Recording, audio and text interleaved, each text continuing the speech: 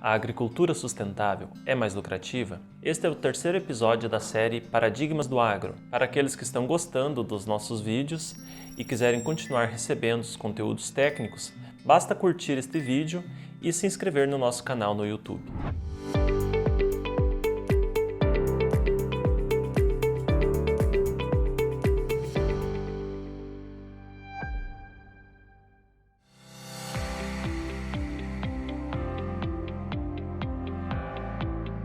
Antes de mais nada, vamos trazer a definição do termo desenvolvimento sustentável. Em 1987, a diplomata norueguesa Gro Harlem Brundtland usou a expressão desenvolvimento sustentável pela primeira vez. E ela se referiu ao termo como sendo a capacidade de suprir as necessidades do presente sem afetar a habilidade de as futuras gerações suprirem as suas necessidades.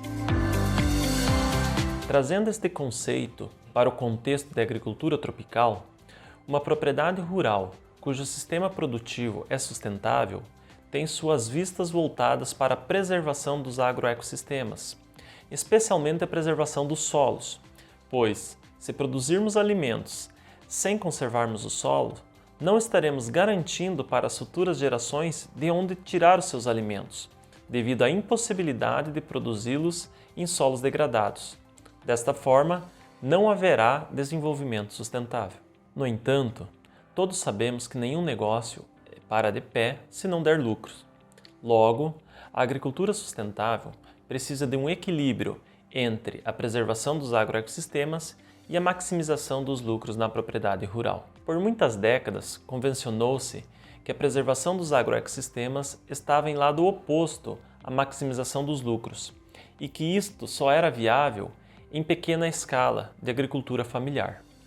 Mas hoje sabemos que isto é mito e que a preservação dos agroecossistemas e a maximização dos lucros andam juntos e é muito mais viável quanto maior a escala. E este é um paradigma que nós iremos quebrar. Para nos aprofundarmos no tema, vamos entender em linhas gerais como é o sistema de produção agrícola atual. Desde a Revolução Verde, na década de 70, busca-se alternativas e tecnologias para aumentar a produção de alimentos para a humanidade. Com isso, aumentou muito o uso de fertilizantes sintéticos e agrotóxicos na agricultura, os quais, juntamente com o melhoramento genético de plantas, por um longo período de tempo, aumentaram as produtividades das culturas. Por isso, convencionou-se que produção de alto nível tecnológico se resume a altos investimentos e custo de produção na utilização de tecnologias, principalmente associadas ao uso de fertilizantes e defensivos agrícolas. E tudo isso resultou em grandes desequilíbrios na natureza.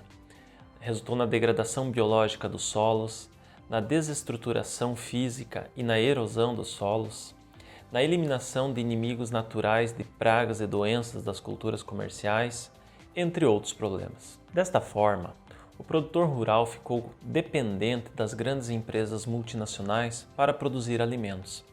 Assim como, cada vez mais, ele precisa de doses maiores dos produtos sintéticos que utiliza para atingir as suas metas de produtividade.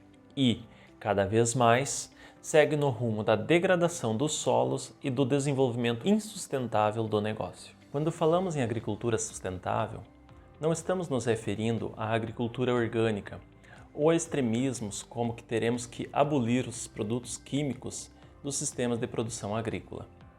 O que defendemos aqui é a utilização de conhecimento científico e especializado para produzir alimentos mais saudáveis, melhorando os solos, utilizando técnicas e estratégias que proporcionem um desenvolvimento sustentável e que possibilitem que o produtor rural cada vez mais fique independente da utilização de produtos químicos. Vamos citar alguns exemplos: rotações de culturas, plantio direto na palha, utilização e manutenção de terraços e curvas de níveis, adubações orgânicas com composto orgânico oriundo de compostagem, utilização de produtos biológicos, remineralizadores de solos, como os famosos pós de rochas, entre outros. Também poderemos utilizar fertilizantes sintéticos e agrotóxicos, mas em último caso, quando estritamente necessário. Vamos citar um exemplo prático para simplificar o entendimento. Já é sabido que micro-organismos do solo proporcionam um grande efeito benéfico às plantas, como por exemplo, fornecimento de nutrientes, prolongamento do sistema radicular das plantas, competição por espaço e alimento com micro-organismos patogênicos no solo. Eles desencadeiam mecanismos de resistência às plantas contra doenças e pragas, entre outros benefícios. Quando adicionamos altas doses de cloreto de potássio no solo como fonte de fertilizante potássico, nós também adicionamos altas doses de cloro, o qual pode causar um grande prejuízo ao desenvolvimento microbiológico do solo devido ao efeito antimicrobiano.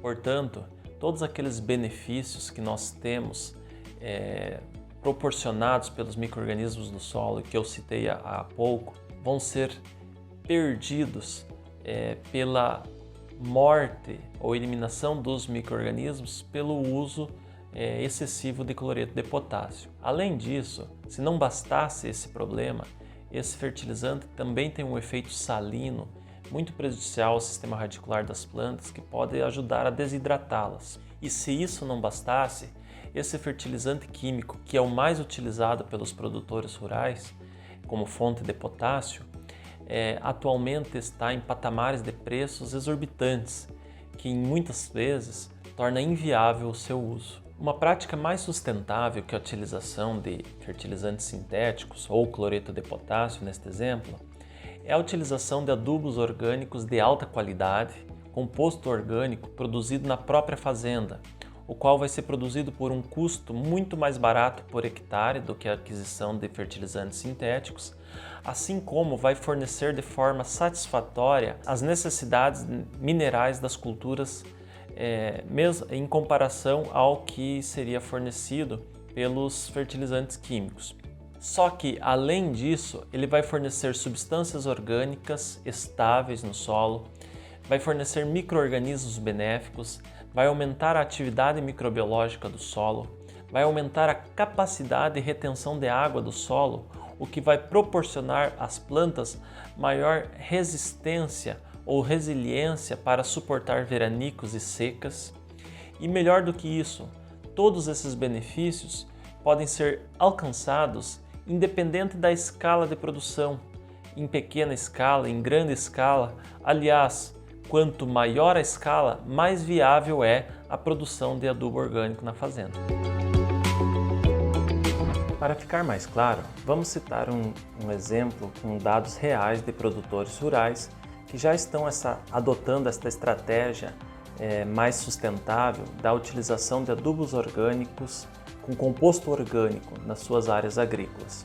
Os dados que eu vou apresentar para vocês nesta tabela são dados reais do ano de 2022 de produtores localizados no estado de São Paulo, Minas Gerais e Mato Grosso do Sul.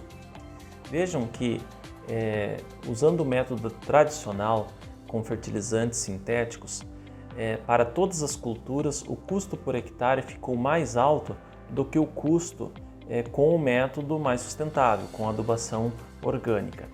Agora vejam, por exemplo, a cultura da soja, que é uma das culturas mais importantes para o agronegócio brasileiro, em que o custo por hectare ficou cerca de 26% mais barato com a adubação orgânica.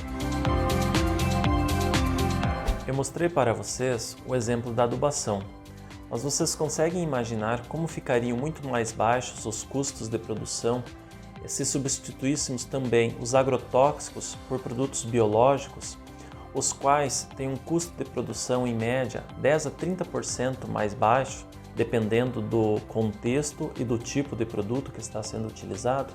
E se somássemos a isso práticas agrícolas que melhorassem o solo? Detalhe importante: a produção mais sustentável não reduz a produtividade das culturas. Inclusive, os resultados melhoram. Portanto, seguindo neste caminho, estaremos evoluindo o sistema produtivo em uma forma de espiral positiva, onde o lucro da propriedade tende a aumentar e, ao mesmo tempo, com desenvolvimento sustentável, em que estaremos garantindo que as futuras gerações continuem produzindo seus alimentos. Eu iniciei este vídeo com uma pergunta e agora eu encerro com uma afirmação. A agricultura sustentável é mais lucrativa.